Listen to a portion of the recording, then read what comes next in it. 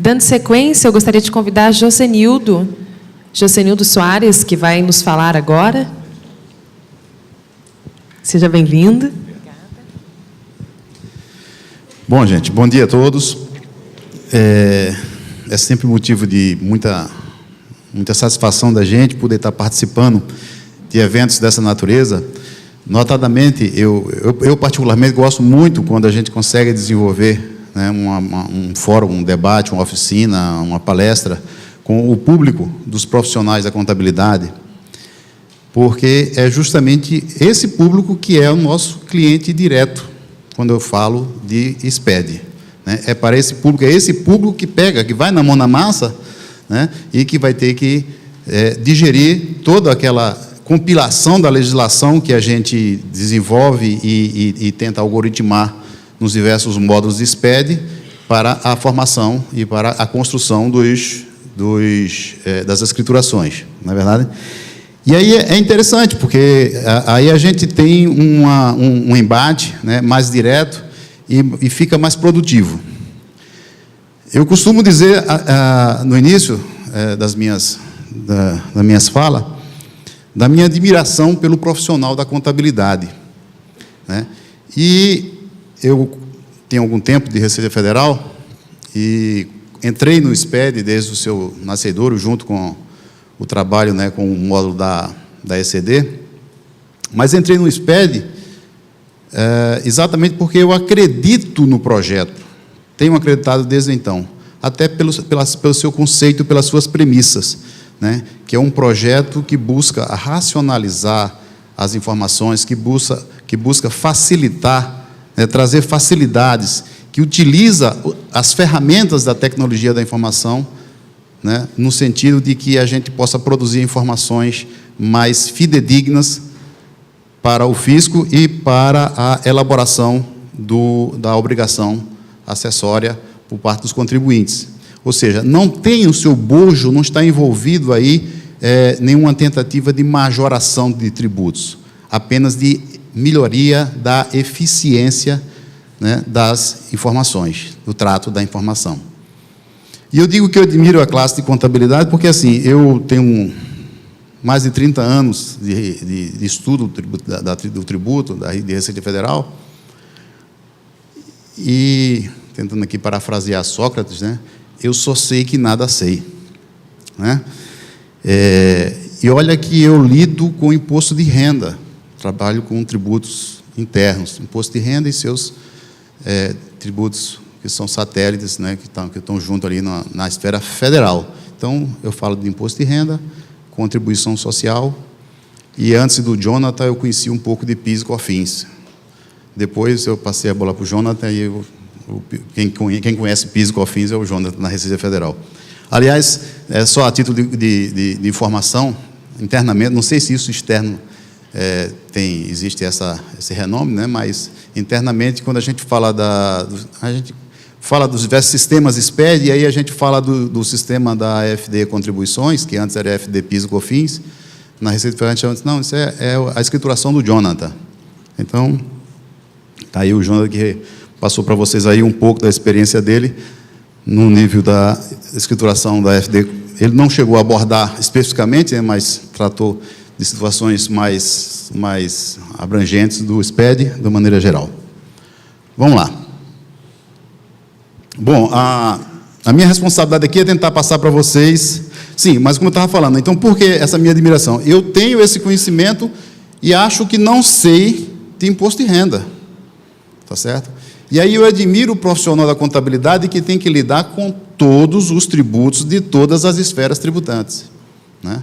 E aí o profissional contábil ele tem que conhecer da legislação e da legislação atualizada para fazer o tratamento, né, e preparar essas informações e fornecer essas informações aos diversos fiscos, né, quer seja da esfera federal, estadual, municipal. Então, imagina aí a gama de conhecimento que vocês têm que deter e têm que estar correndo atrás. Por isso, aquela corda bamba, né? Mas o SPED veio justamente nesse sentido, de buscar melhorar, né, o tratamento das informações por parte dos profissionais. E eu acho que a gente vem contribuir muito, justamente no enaltecimento da classe de contabilidade e da classe que trabalha, que lida com a tecnologia da informação, né? Hoje, como o Jonathan falou no início da sua fala, sem a tecnologia da informação, a gente não tem como tratar essa informação, que são tantas, né? Eu, quando entrei na Receita Federal em 85, eu tenho um background na área de informática, e comecei a desenvolver, então, e participar de alguns programas de auditoria assistida por computadores. E desde aquela época que me estranhava o fato de que a gente, para produzir as informações, necessitávamos da informática, né? Mas o que nós apresentávamos e que tínhamos que apresentar como resultado disso era alguma coisa numa determinada visão, né, em papel. Agora, você imagina empresas, né, de grande porte ter que baixar um livro diário em papel que ocupava toda uma sala, todo um meio salão, que servia para quê? Para qualquer coisa, menos para trabalhar aquelas informações. Então, era só uma formalidade inerte, né? Uma formalidade que não levava a nada, que não tinha nenhuma efetividade, né? Foi quando, desde 85, nós começamos a tentar buscar, através da IN 85, quem lembra, né, que aquelas informações que foram produzidas em meio informacional, né, tinham que ser guardadas também, esses dados, no meio digital, né? Então, a IN 85, IN 86 e por aí vai. E hoje a gente está, eu acredito que estamos chegando no desaguar disso tudo, onde a gente não tem mais que fazer nada com essa informação. Se nós produzimos os dados, usamos a tecnologia da informação para produzir os dados, são esses os dados que têm que ser considerada a escrituração, e essa escrituração não tem mais que ser transformada num meio menos eficiente, né? O gerenciamento eletrônico de dados é o grande meio. Vou pegar um pouquinho d'água aqui.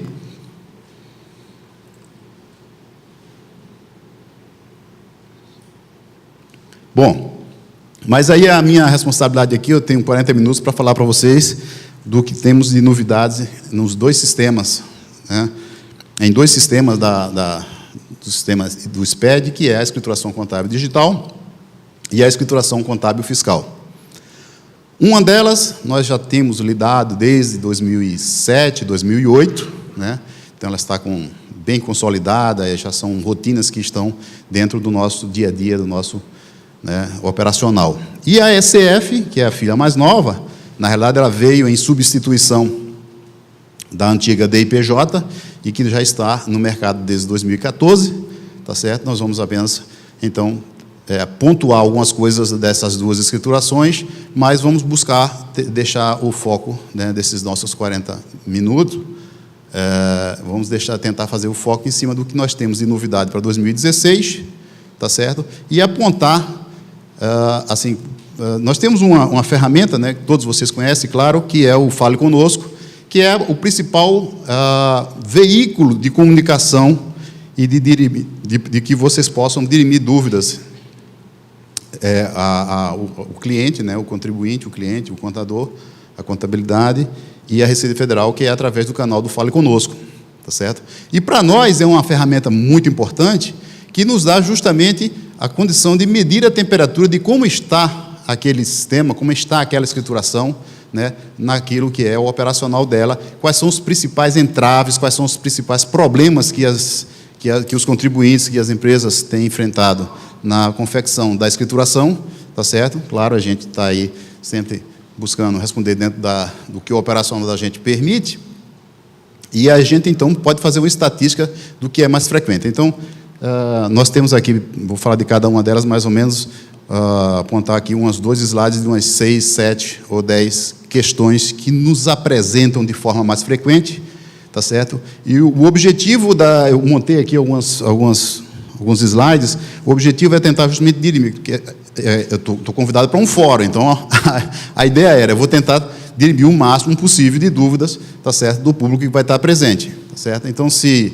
a gente não consegue dirimir, alguém, né, perdura com algum problema, com alguma dúvida, a gente pode usar a oportunidade do fórum, tá certo? Ou o próprio canal do Fale Conosco, tá bom? Bom, só para a gente introduzir, né, quem já teve palestras, quem já recebeu palestras sobre o SPED, está familiarizado aí com esse nosso gráfico dos diversos módulos, dos diversos sistemas do SPED. Isso aqui é só uma versão, eu acredito que esteja atualizada, temos até o REINF aí, tá certo? Dos sistemas do SPED. O Jonathan falou no início que dos diversos tributos nós não alcançávamos no SPED o ISS. Apesar de que, né, quem tem um pouco do histórico do sistema sabe que a nota fiscal de serviço eletrônica, ela é um módulo SPED, mas foi um filho que não nasceu, a gente não conseguiu chegar do outro lado, né? Até porque, imagine você a dificuldade que é você convergir para um único plano, né, todas as principais cidades do Estado que são responsáveis pelo ISS. Mas ele ainda sobrevive e ainda se tenta, né, ainda continua sendo construído para chegar algum dia, talvez, nós termos, dentro do ambiente SPED, a nota fiscal de serviço. Bom, mas nós vamos falar, então, da ECF e da ECD. Ainda antes de entrar na ECD, propriamente dito, tá certo? Eu só quero fazer aqui um pouco de lembrança a vocês de que o grande veículo onde vocês devem começar a prospectar, a buscar, dirimir qualquer dúvida com relação ao SPED, é o próprio site, tá certo? Ele foi reformulado recentemente, esse ano, ele está bastante simplificado, onde todos os projetos de SPED recebem esse mesmo formato, tá certo? Esse mesmo formato. A gente, na hora que entra no site, né, que está aqui, é SPED RFB-Gov.br, ele já dá um destaque nas notícias que são do momento, né, certo? Então, você já tem aqui, por exemplo, acho que eu colei esse slide agora há pouco, você tem aqui a notícia, tá certo, do layout 5, né, da ECD. Nós já soltamos, já publicamos o que nós chamamos de minuta do manual da nova versão, né, do PVA, que ainda não foi publicado, não tem o ADE, mas o layout 5 já está aí para que vocês possam começar a ver e verificar o que é que nós temos de novidade para 2016, tá certo? Outra coisa que eu queria falar, eu acredito que a maioria de vocês devem conhecer, mas que não conhecer, que não tem conhecimento, né? Eu recomendo, inclusive, que vocês façam, né, esse acesso, porque nós temos um projeto que é uma junção aí da FENACOM, Receita, Previdência, Ministério do Trabalho, Caixa, tá certo? Chama-se Árvore do Conhecimento. E nesse site nós vamos ter videoaulas, né, numa plataforma tipo YouTube, né? Mas é da Vivel, eu acho. Vevel, né? E são pequenas. Você tem a videoaula, tem um assunto, tá certo? E são aulas ministradas em tempo mínimo de 1 a 2 minutos no máximo e trata especificamente aquele assunto. Então, de repente, você vai, verifica quais são as videoaulas, quais os assuntos que estão ali dentro e você vai poder fazer um bom estudo. Acho que vale a pena a gente conhecer. A ideia é que nós continuemos com esse projeto, né, de disseminação de informação. Inclusive, atualmente, nós já temos alguma coisa falando do SPED, do E-Social e da SF. Mas, então, vamos começar com a ECD. Bom, apenas a introdução, né? A ECD, todos nós temos conhecimento, já está no mercado desde 2007, 2008, tá certo? E ela é justamente a versão digital do livro diário Razão Balancete. São os dados medidos que é apresentado na versão digital, que já não mais há necessidade de fazer o downsize para apresentar nada em papel. Ela veio substituir, para todos os efeitos legais, o livro diário, Razão, Balancetes, tá certo? E seu valor jurídico é assegurado pela assinatura digital do representante legal da empresa, como é o livro diário, e do responsável técnico. A legislação que está vigindo a respeito da ECD, né, tudo começa com o decreto 6022, tá certo? E a instrução, desde 2013, a instrução normativa 1420, tá certo? Que já sofre pequenas alterações, e a última foi do 15 de setembro, pela 1660. Mas, se você faz o acesso pelo Dr. Google, né, no 1420, você vai ter a IN 1420 com todas as suas atualizações. E, a nível de manual de orientação, tá certo? Atualmente nós estamos no layout 4 e o que está vigendo é o ADE 34. Vocês têm o manual do layout 5, como eu já te falei, na forma de minuta, já na plataforma do SPED. Eu coloquei esse slide aqui apenas porque a gente vai falar mais na frente sobre forma de entrega da ECD por parte da SCP, e normalmente, né, não é do conhecimento de todo mundo os diversos formatos de ECDs existentes, né?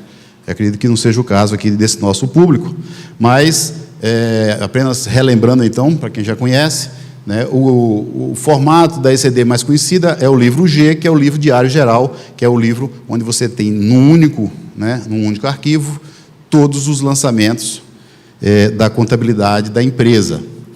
Nas situações em que você necessita, né, separar lançamentos mais de forma analítica em livros auxiliares, então você, ao invés de fazer uso do livro G, diário geral, você faz uso então do livro diário resumido, que é o livro R, tá certo? Que vai vir sempre associado com os livros A ou Z, I ou Z, livro diário auxiliar, livro razão auxiliar.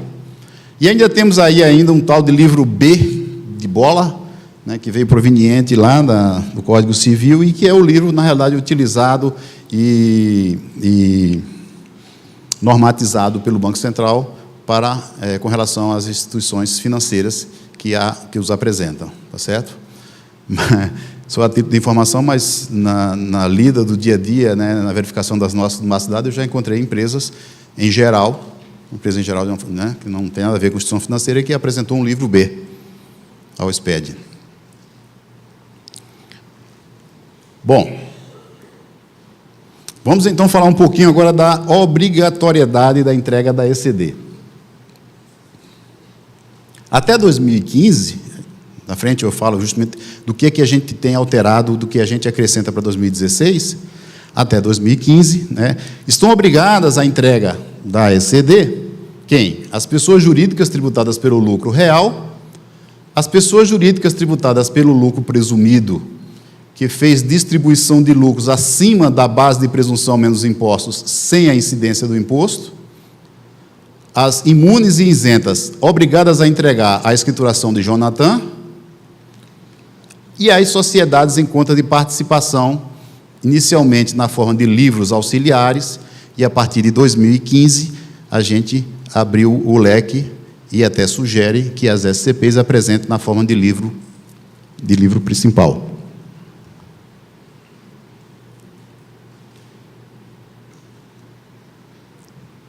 Ah, mas eu não estou obrigado e quero entregar a ECD. Posso? Pode. Ok?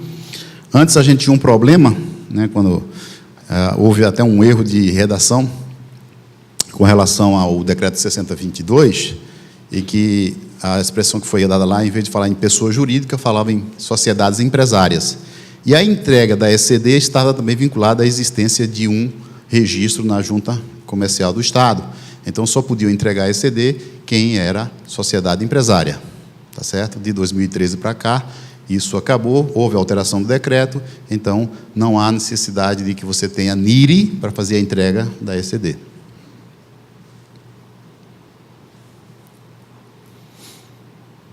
E quem não está obrigado a entregar a ECD, né? Também a gente já conhece, são as sociedades tributadas pelo Simples, órgãos públicos, autarquias e fundações, e as pessoas jurídicas inativas, nos termos de que dispõe lá a Instrução Normativa 1536. Ok? Agora vamos falar do que a gente tem para frente, a partir desse ano, calendário de 2016. Bom, nós temos então uma alteração na obrigatoriedade da entrega da ECD por parte das empresas imunes e isentas. Vale salientar que, quando a gente fala pessoas jurídicas imunes e isentas, são aquelas obrigadas a manter a escrituração nos termos da linha C do parágrafo 2º do artigo 12 e do parágrafo 3º do artigo 15 da Lei 9.532. É o que a gente chama de isentas ou aquelas imunes condicionais. Elas são condicionadas às exigências legais previstas lá na Constituição Federal. Então, ao invés de ser simplesmente aquelas empresas obrigadas à entrega da EFD contribuições, estão também obrigadas a ECD, tá certo? A gente incluiu nesse item em particular, a gente incluiu a contribuição do PIS-Folha, que o PIS-Folha não faz parte da EFD contribuições. Então, a gente soma a seguinte condição: se o total das contribuições, PIS, COFINS, contribuições previdenciárias, a CPRB, sobre a Receita, e as contribuições do PIS-Folha somarem em algum mês do ano calendário acima de R$10.000, essa empresa, nesse ano calendário, vai estar obrigada, essa empresa imune isenta, vai estar obrigada a exceder. Além disso, de que vive as empresas imune isentas? De doações, de incentivos, subvenções e contribuições. Então, criou-se essa cláusula na IN.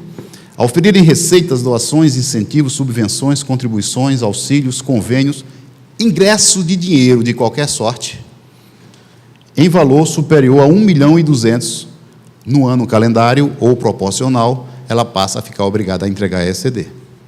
Tá certo? Mais ou menos, são essas as duas condicionantes que nós temos para obrigar as empresas imunes e isentas a ECD a partir do ano calendário 2016. Perfeito? Até 2015 é a regra anterior, que seria a obrigatoriedade da FD contribuições. Está obrigado a FD contribuições, está obrigado a ECD. A partir de 2016, está obrigado a FD contribuições, está obrigado a ECD. Mas some também, naquele R$10.000, para saber se está obrigado, o PIS-Folha. Ou tem receita superior a R$100.000 mês, né? Mais ou menos isso, né?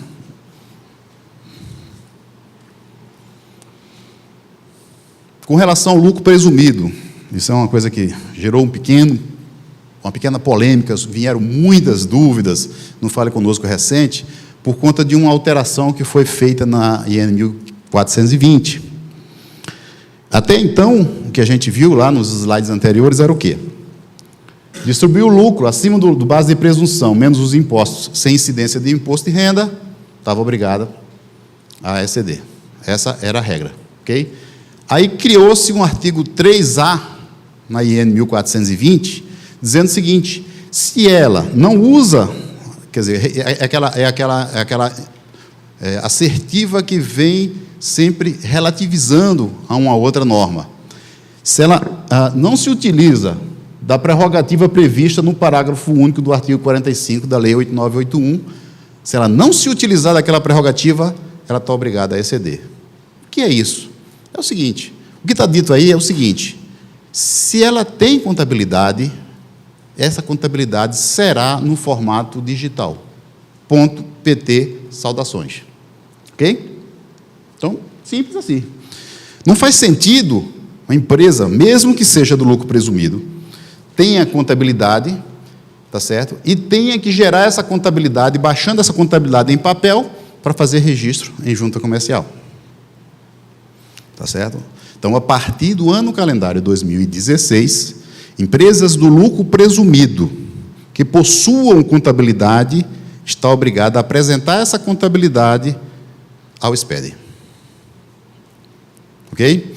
E aquelas que queiram distribuir lucros acima do lucro presumido, menos os impostos incidentes, de forma isenta, se por lei ela está obrigada a ter contabilidade, não é isso? Então, automaticamente, ela cai no segundo requisito. Então, ela está obrigada a ter contabilidade porque ela quis fazer distribuição de lucros de forma isenta. E se ela tem contabilidade, ela está obrigada a entrega da ECD. Ok? Então, tudo deságua justamente na não utilização da prerrogativa do parágrafo único do artigo 45 da Lei 8981. Ok? Isso é importante, é para vocês que foi feita essa alteração, tá certo? E é justamente na valorização da classe de contabilidade para que tenha mais produto a oferecer aos seus clientes. Que bom, né? Vamos lá. Eu tenho 15 minutos e não terminei a ECD ainda, né? Mas ainda bem que a ECF é mais fácil, né? Ainda, falando de obrigatoriedade e novidades para 2016, com relação à sociedade em conta de participação, tá certo? Apenas ficou, era uma dúvida também recorrente, ficou mais enfatizado que a sociedade de conta de participação, ela está obrigada se ela estiver dentro dos outros parâmetros.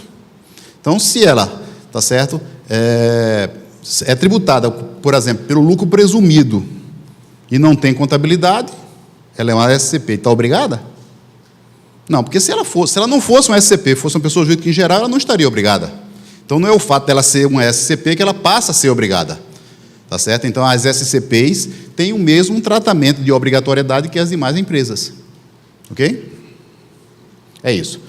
Agora, com relação, por isso que eu coloquei aquele slide lá dos tipos de livros, né?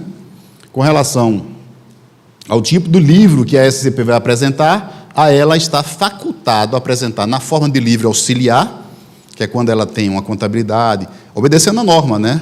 Que a contabilidade dela está integrada dentro da contabilidade da empresa mãe. Então, ela apresenta uma forma de livro auxiliar, mas vai apresentar no livro apartado, como exige a legislação. Perfeito? Recomendamos que, como a SCP também vai estar obrigada à SF, que ela apresente no livro principal.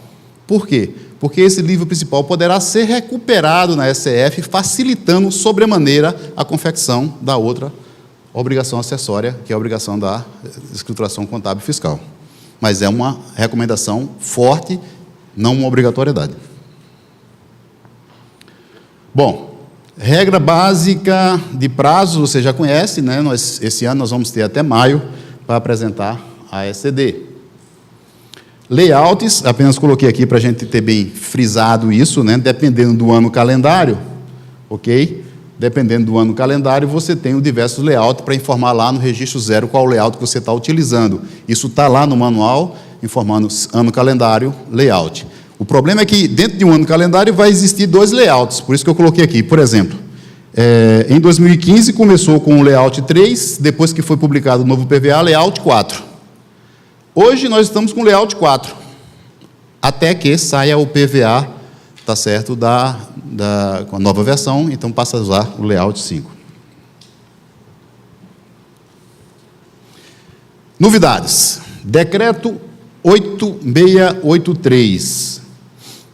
Esse decreto 8683 vem trazer essa novidade de que nós estamos dispensados do registro da ECD nas juntas comerciais. Isso veio curto e grosso, alterando o decreto 1800, dizendo que a entrega da ECD ao SPED caracteriza a sua autenticação, e o recibo de entrega constitui o recibo da autenticação. Muito bem. Problema que isso foi uma facilidade para a gente e, ao mesmo tempo, uma racionalização, né, para as empresas, e, ao mesmo tempo, gera uma dificuldade, porque nós temos uma legislação que rege a substituição de uma escrituração contábil digital. E jogar, então, na mão da Receita Federal, ou do grupo do SPED, a responsabilidade de passar, então, a gerir como é que a gente vai fazer com relação a cancelamento, a substituição de uma escrituração contábil digital. E aí vem toda, né, um contato de bastidores dos órgãos que são responsáveis por essa gerência, no caso o CFC, o Roberto vai falar um pouquinho mais na frente, o Paulo vai falar um pouquinho mais na frente sobre como é que está sendo feitas essas tratativas, mas, ao fundo e ao cabo, nós precisávamos dar andamento porque as empresas precisavam fazer as suas substituições das escriturações contábeis com erro de fato. Tá certo? A solução dada no momento é que nós passamos a permitir, né, a substituição das ECDs que estavam consideradas autenticadas. Por quê? Porque a legislação só vedava esse cancelamento, essa substituição, àquelas que estavam autenticadas na junta comercial, que era justamente uma IN do DREI que assim vetava. Essa nova forma de autenticação, com um simples envio ao SPED, não estava vetado o cancelamento. E aí a gente passou a permitir, tá certo? E conseguimos soltar a IN 1660, que ela está bem recente, e que a gente dá mais ou menos esse tratamento, né? Como é que é? A autenticação poderá ser cancelada quando a ECD for transmitida com erro ou quando for identificado erro de fato que torne imprestável a escrituração. Isso está desse jeito. Está ipsilítis o que está na legislação. Erro de fato que torne imprestável a escrituração. Tá certo? Isso aí é uma expressão bonita, mas que precisa ser bem definida. O que é um erro de fato que torne imprestável uma escrituração? Tá certo? Por exemplo, no meu trabalho de auditoria fiscal, se eu encontro uma escrituração que possui tá certo? O erro que a torna imprestável, isso aí é um motivo de arbitramento. Arbitramento do lucro da empresa. Então, quer dizer, o erro de fato que torna imprestável a escrituração são aqueles erros que permitem, inclusive, o arbitramento, porque aquela ali ela não tem os elementos necessários para que eu possa quantificar o resultado fiscal daquela empresa. Tá certo? Então, para isso é que nós soltamos a 1660, tá certo? O erro de fato é qualquer erro que não possa ser corrigido conforme previsto nas normas atuais através de lançamentos, né, de ajuste de exercícios anteriores. Esse não é um erro de fato, ok? E aí, o que é que o contador precisa fazer? Atualmente, como está na IN 1660, precisa que seja expedido um laudo assinado por 2 contadores, tá certo? E esse laudo vai junto, constituindo um registro da ECD substituta. Então, criamos o registro J801, vai sair agora no novo PPA, tá? Por enquanto, a gente ainda está naquela situação de conforto. Quer substituir, só manda dizendo que é substituta. Mas, a partir da publicação do novo PPA, vai ser necessário, então, esse registro J801, onde lá você vai ter um laudo, no formato digital, RTF, assinado por 2 contadores. Estão havendo tratativas junto ao CFC, está aqui o nosso conselheiro, que também participa do grupo de trabalho que está fazendo essas tratativas, para tentar trazer até mais facilidade. Parece-me que a ideia, ele vai colocar para vocês daqui a pouco, é até não exigir a assinatura de 2 contadores, que seja a assinatura de um só, não sei. O que tem hoje na 1660, se for publicada hoje o novo PVA, é a assinatura de 2 contadores. Bom, e aí é justamente a abertura, né? Que enquanto não forem implementadas no ambiente SPED as condições de cancelamento, conforme eu acabei de explicar para os senhores, tá certo? Se vocês precisam fazer uma substituição de um ECD, basta enviar o SPED e terá essa facilidade pronta. Claro, tem que conhecer qual é a ECD que está ativa na base do SPED. Bom, a novidade também é a possibilidade de substituição de grupos de escriturações. Por exemplo, quem tenta até hoje trocar um livro G por um R ou um R por um G, não consegue. A partir da nova versão, nós vamos poder fazer esse tipo de substituição, até porque não é vedado do ponto de vista legal. Bom, a alteração, não há mais NIRI, não tem que informar mais NIRI na ECD, nós tiramos, tá certo, essa informação da situação de substituição. Aqui tem aquela história, substituição com NIRI, substituição sem NIRI, então agora é original, substituta. Tem um melhoramento no registro J800, que é aquele que você anexa um arquivo RTF, tá certo? Que era simplesmente, não existia nenhuma facilidade no PVA para essa anexação, tinha que ser feito via o arquivo TXT. Agora nós criamos a facilidade, e você vai informar, além do nome do arquivo, a descrição do arquivo, e o sistema, na hora em que você for fazer a colocação dele, a importação dele, vai gerar um hashcode e vai colocar um campo do hashcode daquele arquivo RTF que compõe aquele registro J800. Ok? Razão auxiliar das subcontas, graças a Deus, né, nós conseguimos debelar essa moléstia aí, né? Eu fui um grande defensor de que não tivéssemos que exigir isso no SPED. Eu pedi, pelo amor de Deus, tive brigas ferrenhas junto com a equipe, com o grupo, isso nos é imposto, e o pessoal queria que a gente soubesse, por exemplo, quantos livros, quantos lápis da cor azul, em grafite número 2, adquirido com valor presente pela Petrobras, no Departamento de Contabilidade da Subsidiária do Rio de Janeiro, existia. É o que tinha que ser informado lá, razão auxiliar de subcontas, né? E aí, graças a Deus, aquelas empresas que estão obrigadas à razão auxiliar de subconta, que está lá previsto, né, existe um valor bem grande para poder, acho que é 5 milhões, né, de diferença entre o valor presente e o valor, as duas contabilidades. Mesmo assim, ela tem apenas que gerar esse razão auxiliar em subconta, guardar lá nos seus arquivos, até que alguém, algum dia, chegue lá e peça. Para que eu não sei. Bom, permissão de transmissão com assinatura por procuração eletrônica, isso era uma demanda grande, né? Uma das maiores o maior quantitativo de dúvidas na hora da transmissão era com relação à assinatura dos livros ECD, tá certo? E nós não permitíamos, né, em época em que nós tínhamos a vinculação com as juntas comerciais, quem poderia assinar um livro diário era sempre o que era o responsável técnico, pessoa física, e os responsáveis legais da empresa, tá certo? Em nível, né, de assinatura A3. Então, nós não podíamos mudar nunca isso, mas agora que ficou a cargo da Receita Federal, nós estamos, inclusive, fazendo abertura para a possibilidade de assinatura através da Procuração Eletrônica Receita Federal. A transmissão em lote, isso também era uma solicitação de muitas empresas de contabilidade, que pudesse fazer transmissão em lote, para deixar rodando. E o conglomerado econômico, que é a grande novidade, né, que nós temos, né, das empresas obrigadas a fazer os balanços consolidados, né, isso é uma demanda, inclusive, que veio do próprio CFC, né, para dentro do SPED. Essa solicitação está sendo implementada. Nós hoje ainda está sendo trabalhado os formatos, né, vamos ver em que forma está, mas tudo indica que nós vamos ter aí mais um bloco, que é o bloco da apresentação do balanço consolidado das empresas que estão obrigadas a apresentar esse tipo de demonstrativo. Problemas mais frequentes. Eu estou achando que eu não vou entrar nem na SF, hein? Então eu vou avançar aí na parte de alguém. Eu acho que eu elenquei 6 de cada uma, os 6 problemas mais frequentes que nos chegam no Fale Conosco. Substituição da ECD, eu até já fiz aqui um toque, né? Pode ser substituído? Pode, mas eu preciso saber o código hash, que é o recibo daquela CD que eu estou substituindo por. Tá certo? Isso é muito comum, a gente recebe muitas e muitas dúvidas. Eu quero substituir, mas está dizendo que não está sendo válida. Por que eu não consigo? Não consegue porque eu estou informando, ou estou deixando de informar, ou estou informando errado o código hash da empresa, da ECD que eu estou querendo substituir. Feito?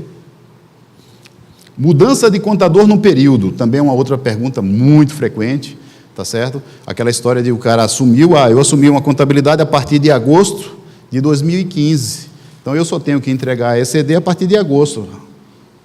Perfeito, não tem problema nenhum. Desde que seja início do mês, né, o período mínimo de uma ECD é de 30 dias, de um mês inteiro, se não é uma situação especial. Caso tenha situação especial, aí pode ser qualquer dia em que ocorreu a situação especial. Mas se não tem nenhuma situação especial, tá certo? É um período mínimo. Então, ele pode entregar de 1 de agosto até o final do ano. Agora, alguém tem que ser responsável para entregar do início do período até o dia 30 de julho, 31 de julho, tá certo? Então, isso não é... E quem assina? Bom, ou você assina pelo profissional, que você assume, se você está com aquela informação na sua mão, e você assume aquilo lá, e refaz, e assina embaixo, você vai assinar como responsável técnico. Ou então chama a responsabilidade de quem executou aquele trabalho. Tem que esperar até a data final? Não. O cara vai entregar em trabalho, vou entregar até 31 de julho, tá bom, está aqui, doutor, está aqui o seu material, está aqui a sua ECD entrega até o dia 31 de julho. Perfeito? Agora, mudança de contador não é situação especial prevista em lei. Tá certo? Mudança de plano de contas. Aí, né, esse aí é um chavão. Mudança de plano de contas é sempre uma dor de cabeça. Aí eu sempre pedia, gente, pelo amor de Deus, deixa para mudar o plano de contas no dia 1 de algum... no início de algum período de apuração. Não muda no meio do ano, porque é uma dor de cabeça. Ou você muda e faz de acordo com manda a norma. O que é? Você gera um novo plano e faz a transferência contábil de todos os saldos para aquele novo plano. Perfeito. A gente não vai nem tomar conhecimento aqui. Tá certo? Agora, se você implanta um novo plano de contas e implanta com saldos iniciais sem considerar os lançamentos, aí você tem uma anomalia do ponto de vista contábil. Tá certo? Mas é o que se é feito na grande prática, na prática da maioria das situações. E por isso que nós criamos esse famoso I-157, né, que ele vai fazer justamente o de para. Então, na primeira ECD que vai entrar com um novo plano de contas, toda e qualquer conta, tá certo, do meu I-050, tem que ter o I-157. De cada I-150 tem que ter o seu I-157, dizendo assim, justamente de qual conta do plano de contas anterior eu estou trazendo esse saldo. Aí vem aqueles problemas todos, porque nem sempre a relação é unívoca, né? E aí começa a gerar algumas dificuldades. Demonstrações contábeis também é uma questão muito recorrente. Quando que tem que constituir, tem que existir numa ECD as demonstrações contábeis? Decorre da lei, tá certo? Se o período que está abrangindo aquela ECD é o período em que encerra-se a apuração, né, o período societário, é um livro diário, e no livro diário tem que estar transcritas as demonstrações contábeis. Por isso que ela não é uma obrigação do algoritmo. O algoritmo não exige que exista as demonstrações contábeis do balanço, balancete e demonstração de resultado do exercício e demais demonstrações. Porque a gente não pode, tá certo, definir ou saber, a princípio, na forma algorítmica, se aquilo ali está abrangendo ou não o período de encerramento do exercício. Obrigatoriedade da SCP, estava recorrente até bem pouco tempo, né? Mas aí a gente está colocando para vocês. E a obrigatoriedade das pessoas do lucro presumido, que a gente, acredito que eu tenha passado bem, eu acho que todo mundo entendeu que hoje quem tem contabilidade e lucro presumido está obrigado a exceder. Perfeito? A escrituração contábil fiscal, logo no início, esse nome é bonito, né? SCF, o que é emissor de cupom fiscal, né? Emissor de cupom fiscal é ótimo, né? Antes, no início, ia ser EFD e RPJ. E eu fui voto vencido. Eu queria só, deixa a FD, tudo que é fiscal, é FD, escrituração fiscal digital. Né? Mas aí algum cacique chegou e disse, olha, eu quero que seja SCF. E SCF ficou. Né? Bom, então o que é a SCF? É uma obrigação acessória para todas as pessoas jurídicas, inclusive equiparadas, faltou um A aqui, tá certo? Ou seja, lucro real, presumido, arbitrado, imune, isento e SCP, todas as pessoas jurídicas, tá certo? Estão obrigadas a essa obrigação acessória. Ela surge em 2014, substitui a DIPJ e extingue a DIPJ, ok? Ela também, para as empresas do lucro real, compõe o ELALU e o ELAX. Esse ELAX, essa expressão ELAX, eu acho que mais do que conhecida em todo o meio, né, contábil, até bem pouco tempo não existia em nenhuma legislação, em nenhuma norma.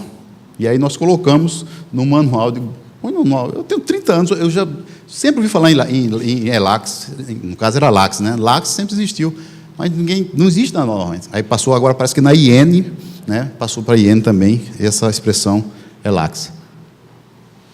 Nelas são reproduzidas as informações econômicas fiscais, econômicas e gerais, que existia na DIPJ, então a gente, na realidade, o que a gente faz é o quê? A gente está herdando, né, informações que necessitam ser emprestadas ao fisco. E aí nós tentamos ver se gerávamos uma obrigação à parte para que essas informações, que a grande maioria delas são informações de caráter estatístico, fossem para ela, porque o âmago, o objetivo da SCF é calcular de forma analítica, precisa, né, e concisa e racional a base de cálculo e o valor do imposto de renda e contribuição social. Ela é especialista nisso, tá certo? Mas aí teve que vir no bojo dela os famosos blocos X e Y, que são nada mais do que essas informações econômicas e fiscais, e gerais, desculpa.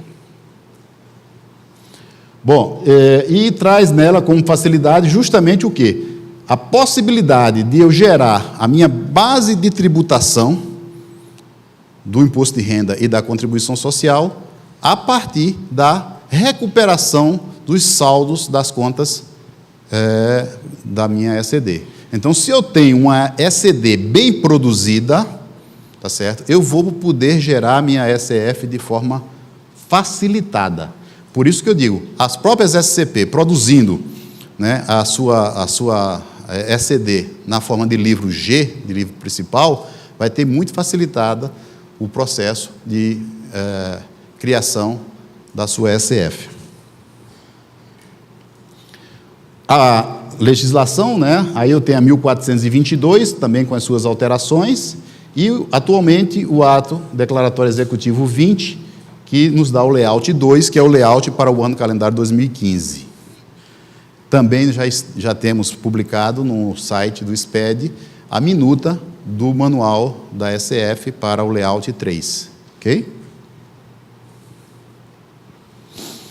As inovações que nós temos em relação à DIPJ são muitas, né?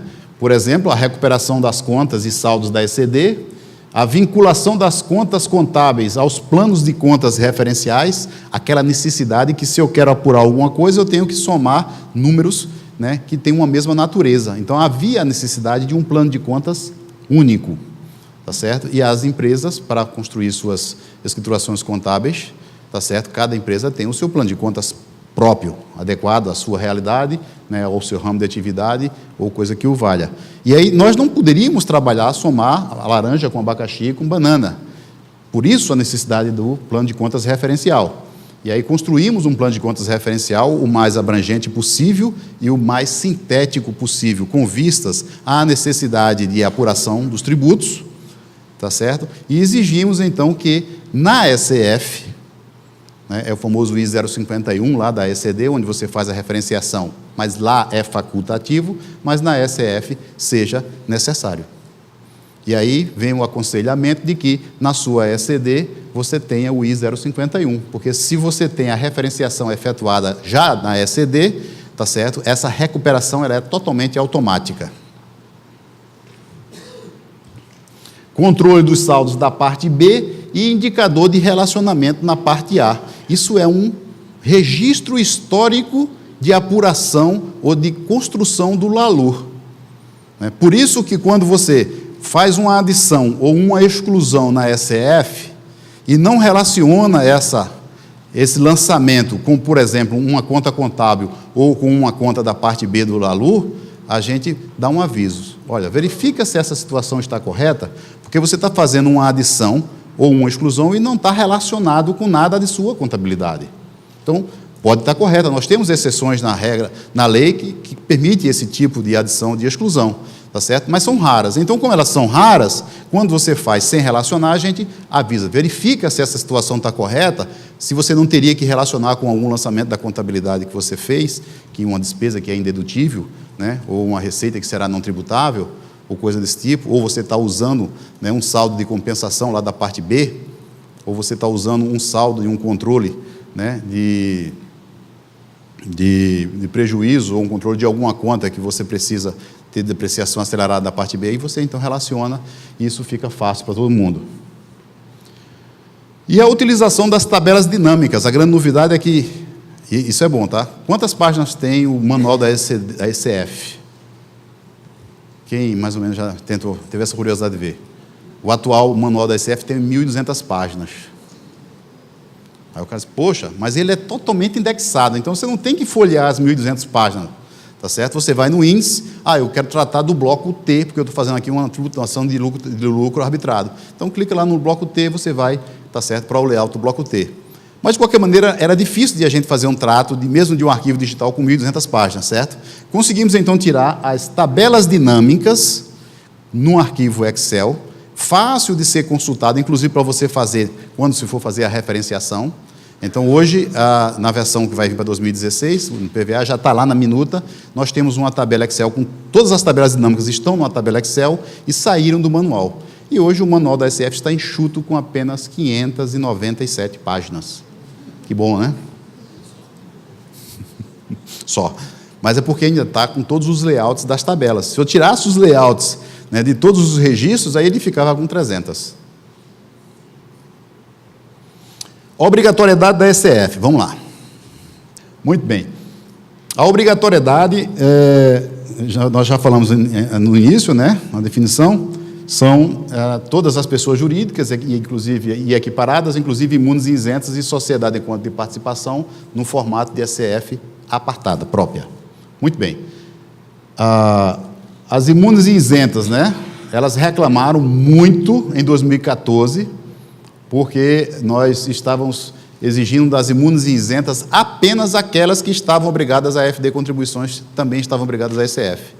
E aí o pessoal chegava para a gente e dizia assim, poxa, eu sou um imunizenta, não tenho nenhum documento, nenhuma declaração para apresentar que tenha valor jurídico, que foi entregue a um órgão público, para dizer que eu existo e que eu tenho receita. E queria poder apresentar. Eu digo, mas apresente, você não está obrigado, mas você pode apresentar, entendeu? Mas como a coisa tem que funcionar assim, você tem que apresentar, tá certo? Hoje elas estão obrigadas. E o que mais? Não, e apenas aqui a situação de como a gente tem que fazer a coisa de forma o mais precisa possível.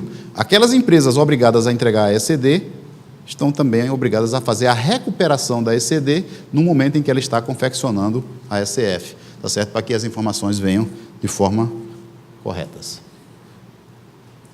A exemplo do que acontece com a ECD, a dispensa são das mesmas pessoas, simples, órgãos públicos e inativas. Prazo, julho. Isso foi um acordo, inclusive, com o pessoal, né, que compõe. Você sabe que a confecção, né, a construção e a manutenção dos diversos módulos SPED, ela é feita de forma colaborativa, em conjunto com todo mundo, com todas as classes de contribuintes, inclusive o CFC, o nosso grande parceiro, né, na discussão das informações e da própria legislação. Então, pediu-se, e foi atendido, de que a SCF tivesse um prazo mais elástico em relação à ECD. Aí o que foi feito? Encurtou-se um pouco o prazo da ECD, maio, tá certo? E se dá, então, 2 meses de prazo para a entrega da ECF, porque a ECF depende da ECD. Então, primeiro eu entrego a ECD, depois eu entrego a ECF. Por isso, julho, tá? Então, julho, tá certo?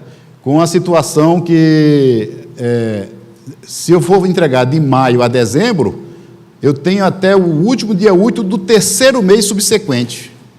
Aí, de onde saiu essa história? Porque as situações especiais, né, que eu entrego durante um ano, seria o último dia útil, a gente já tem isso de cor, né, o último dia útil do mês subsequente. Né? Tem muita gente que faz eventos especiais no dia 1, né? Não sei se vocês já fizeram isso, né? O evento especial de encerramento, de cisão, fusão, corporação, é dia 1 do mês. Por quê? Porque a obrigatoriedade da entrega da ECD é o último dia útil do mês subsequente. E aí o cara, em vez de ter 30 dias, vai ter 60, né? Porque o mês subsequente é o outro mês, o último dia útil.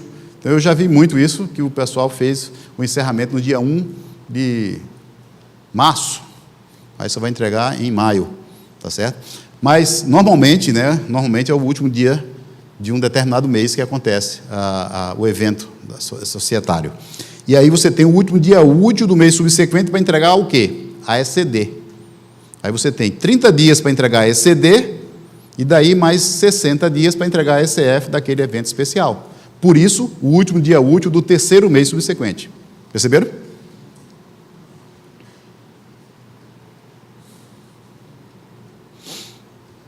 Bom, também com relação ao layout, né, a gente vai andar de acordo com a ECD já tem mais tempo, por isso que já tem mais layout, vai entrar no layout 5, que começou a alterar layout desde 2013, e no caso da ECF, o layout 1 foi 2014, o layout 2, 2015, e para 2016, né, vai ser o layout 3, que estamos aguardando a publicação do PVA. Essa alteração não é novidade, né? O bloco Q, ela veio justamente para as empresas do lucro presumido que não possuem escrituração contábil. Ela foi facultativa já em 2015 e agora passa a ser obrigatória. Então, para gerar a base de tributação do imposto de renda e da contribuição social, é o seguinte, ou entrega a contabilidade ou entrega o livro caixa. Ok? Porque se tem contabilidade, né, você teve que entregar a ECD. E se não tem contabilidade, não tem que entregar a ECD. Mas na hora de fazer a ECF, tem que entregar o livro caixa. Ok? Mais um blocozinho. Esse foi o ano passado, esse ano não tem. Bom, mais novidades. Isso também era uma situação que a gente tentou implementar, e conseguiu implementar, graças a Deus, que era aquela situação onde você precisaria mudar algum parâmetro de tributação. A inclusão de um registro, ou outro, aqueles parâmetros do registro 0, a exemplo do que acontecia com a DIPJ, quando você queria mudar parâmetro de tributação, né, você tinha que iniciar uma nova DIPJ.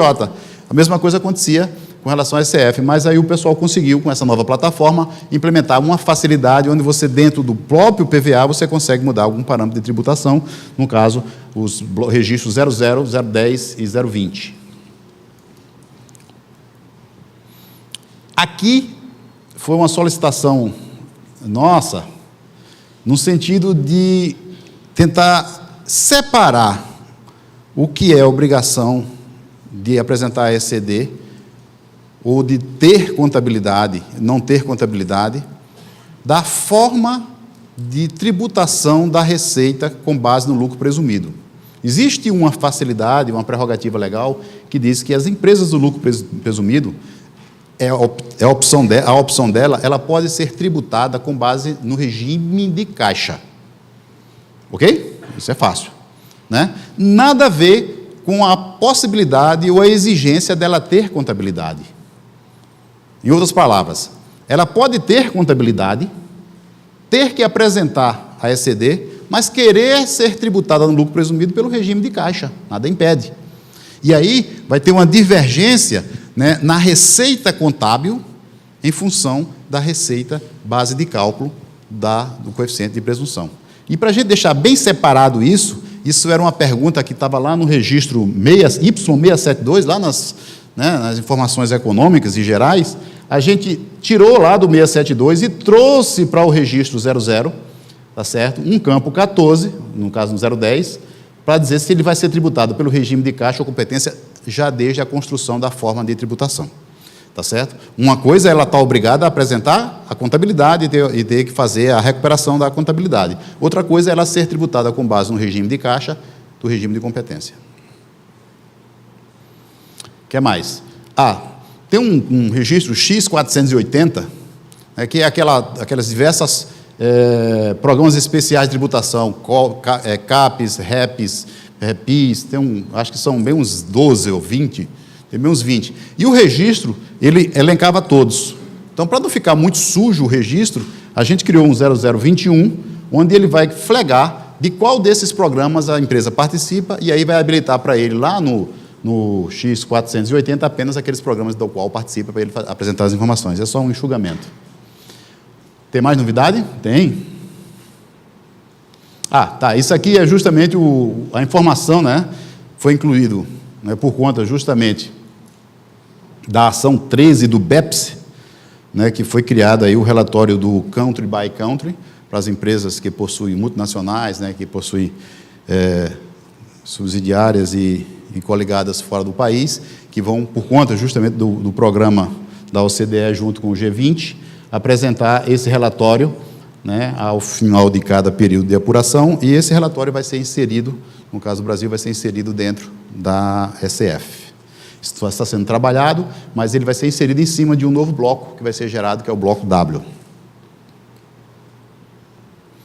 Bom, também, por questões de lógica, o Y665, que é aquele demonstrativo das alterações de saldos entre a contabilidade societária e fiscal na data da noção inicial, que foi 1 de 2015 no máximo, deixou de existir para 2016, e inclusão de totalizadores em alguns dos registros X, que era uma solicitação também das empresas, e a mesma coisa que aconteceu no J800 da ECD, né, melhorando a criação de alguns campos, também fizemos no Y800, que é o equivalente na ECF, tá certo? Com a inclusão do tipo do documento, descrição e o código hash e a funcionalidade de poder incluir a partir do próprio PVA. Eu não tenho que fazer a inclusão manual. Isso tudo está lá no manual de exposição. Por último, mas não menos importante, os problemas mais frequentes que nos são relatados. Nós temos aí a mudança de contador no período também, com relação à ECF, é uma pergunta muito recorrente, né? Aqui fica mais difícil até, porque com relação à ECD, o contador que sai pode gerar sua ECD até aquele último dia do mês em que ele sai e entregar. Com relação à ECF, não. Se ele sai no meio do período de apuração fiscal, ele vai ter que assumir ou entrar em acordo com um novo contador para que juntos possam construir a ECF, que o período é fiscal e não societário. Outro problema muito recorrente é o problema do prejuízo fiscal e base de cálculo negativa, porque, aí eu estou falando das empresas de lucro real, porque quando eu tenho um saldo negativo, uma base de cálculo negativa da contribuição social ou um prejuízo fiscal que precisa ser controlado na parte B, eu tenho que registrar, a exemplo, se eu estivesse construindo o meu LALU, eu não tinha que criar a conta, a mesma coisa aqui, né, já que a ECF também compõe, né, o ELALU e o ELAX, então eu tenho que ir lá no meu LALU, na minha parte B, e criar aquela conta e colocar lá o valor daquele prejuízo que vai ser utilizado que poderá ser utilizado para compensar lucros futuros. E a mesma coisa com relação à base de cálculo da contribuição social. Isso aqui é só um breve comentário, que muita gente confunde, né, o que é bloco C e E e K. Na realidade, eles são apenas estruturais, né? Eles são estruturais no sentido de que o bloco C ele faz a recuperação da ECD, o bloco E ele vai, além de fazer a recuperação da ECF dos saldos da ECF do ano anterior, ele vai pegar aqueles valores da ECD, se for mais de uma, e trazer para dentro dos períodos de apuração, dos períodos fiscais de apuração, trimestral ou anual.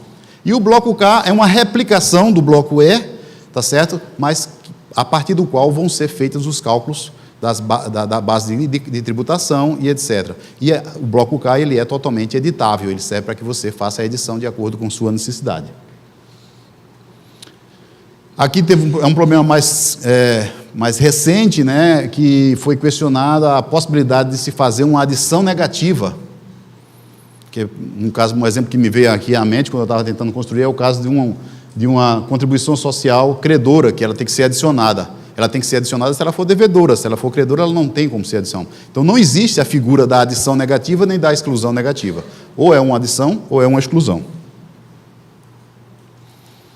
E a questão da recuperação da ECD e da ECF, que também é um problema bastante recorrente, tá certo? Porque você tem que apresentar ao programa, ao PVA, a sua ECD, aquela que está ativa na base de cálculo com o código REST, com o seu recibo inserido. E você tem que apresentar ao PVA aquela ECF do ano anterior que está ativa com o respectivo código REST. Então, não é aquela que está guardada no seu computador, é aquela que você transmitiu e que está, inclusive, inserido dentro dela a assinatura eletrônica. Ok?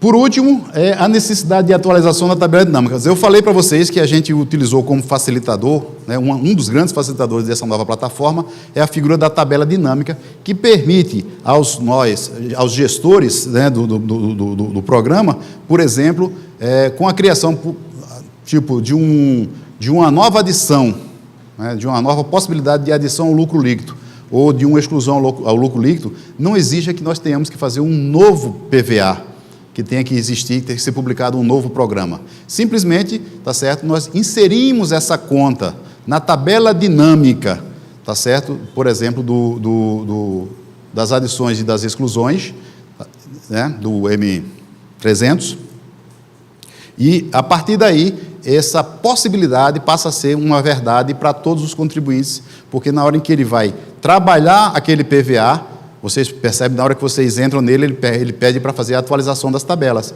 Então, simplesmente ele vai, faz a comunicação e diz assim, eu quero saber qual é a última versão da tabela dinâmica, e automaticamente ele recebe a inclusão daquela, ou a exclusão daquela possibilidade. Ok? Essa facilitação. Ok, gente. Bom, 3 coisas que são funcionalidades futuras que nós já podemos até vislumbrar, né? O plano de contas referencial da parte B.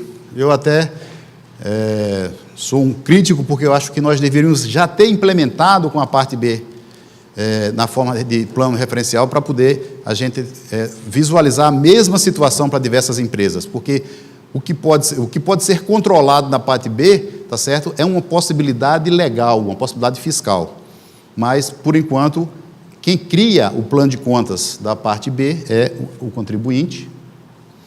A geração da DCTF automática e do DAF, o João até já adiantou, né, que todos os programas SPED, todos os módulos SPED têm como finalidade a geração da base de cálculo e do valor tributável de determinado tributo, no caso da ECF, do Imposto de Renda e da Contribuição Social. Ora, se eu chego a apurar o valor do Imposto de Renda e da Contribuição Social, por que é que eu tenho que informar esse valor numa outra plataforma? E tem que ir lá para a DCTF. Então, a DCTF Web está vindo por aí, e a ideia é que nós podemos implementar, pelo menos a parte de débito, de apuração do valor devido, valor a pagar, na própria ECF, de forma a fazer a racionalização das obrigações acessórias do contribuinte. Isso é uma situação de futuro que queremos implementar. Pronto. Por último, deixar aí para vocês, vocês podem ter o endereço do e-mail direto dos Fale Conosco da ECD ou da ECF, mas eu aconselho fortemente que vocês acessem ou façam os questionamentos né, do Fale Conosco através do próprio site. Vão no site, lá no final das perguntas frequentes tem lá o Fale Conosco, vocês abrem, fazem a pergunta e com certeza vocês têm, no menor espaço de tempo, dentro da possibilidade operacional do grupo que compõe a ECDE-SF, vocês vão ter a resposta de vocês à questão formulada. Okay? No mais, eu só queria agradecer a atenção de vocês e pedir desculpa por alguma coisa que não possa ter sido a contento. Até mais.